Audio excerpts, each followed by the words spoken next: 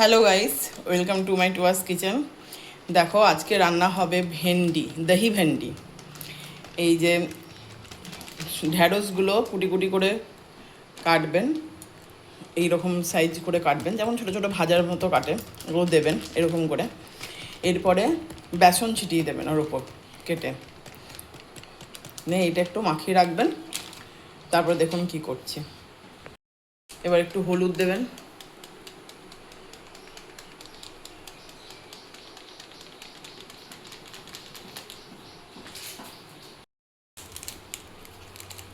জিরে গুঁড়ো দেবেন,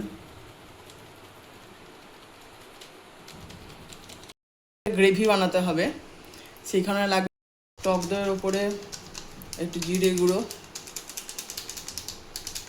এই মিক্সিতে ফাটিয়ে নেবেন, তাহলে ফাটানোটা খুব ভালো হবে। লঙ্কা গুঁড়ো দেবেন। কড়াই গরম করে কড়াই একটু বেশি করে তেল দিতে হবে ভাজার জন্য। ওই ঢ্যাঁড়সটা যেটা মাখানো হয়েছে সেটাকে ভাজতে হবে।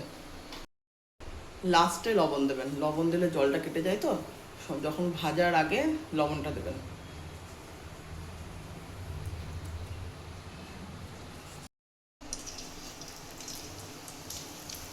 দেখো এই ঢ্যাঁড়সগুলো এইভাবে ছেড়ে দেবে।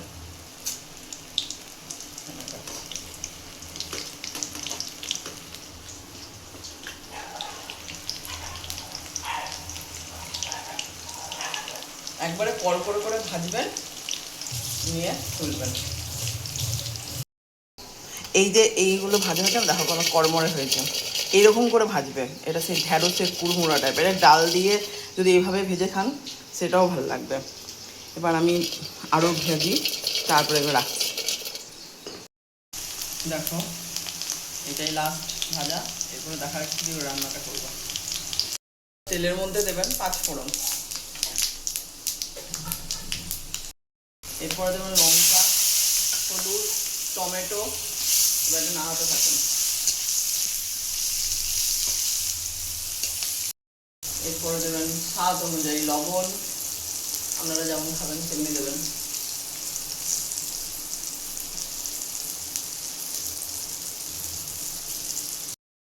নাড়াবেন।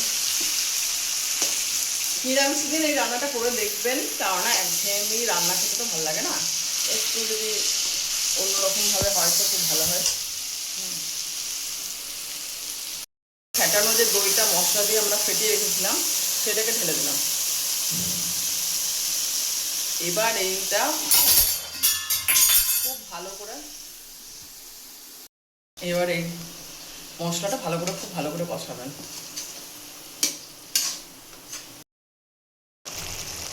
কি সুন্দর একটা কালার আসছে। এবার ভালো করে কষানো হয়ে গেলে ঢ্যাঁড়সগুলো ছেড়ে দেবো। আপনারা একটু চিনি দেবেন, কেননা আমরা চিনি খাই না, মানে চিনি খাই না, খেতে পছন্দ করে না কেউ রান্নাতে। সেই জন্য আপনারা একটু ব্যালেন্স করার জন্য চিনি দিতে পারেন, অসুবিধা নেই। আমরা চিনি দিই না, কিন্তু খেতেও টেস্টি হয়। তেল ছাড়তে লেগেছে, এইবারে এরপর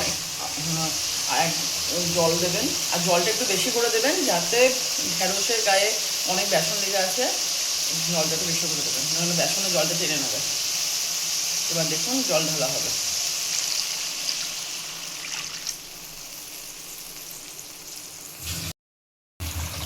আমরা 2 গ্লাস জল ঢাললাম, হয়ে যাবে। কারণ ঢ্যাঁড়সের গায়ে যে বেসনগুলো আছে না, ওগুলো অ্যাবজর্ব করে নেবে, তাহলে জিনিসটা খুব সুন্দর লাগবে। তো একটু সেই জন্য বেশি করে একটু জল দেবেন। কি সুন্দর ফুটছে। এর মধ্যে এবার দেবেন কাসুরি মেথি।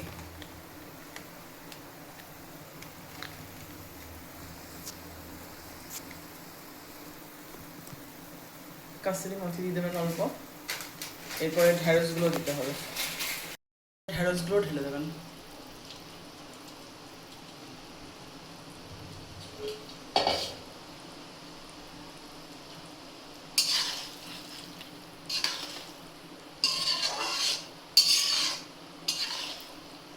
ফুটবে, ফুটবে, তারপরে নামিয়ে নেবেন।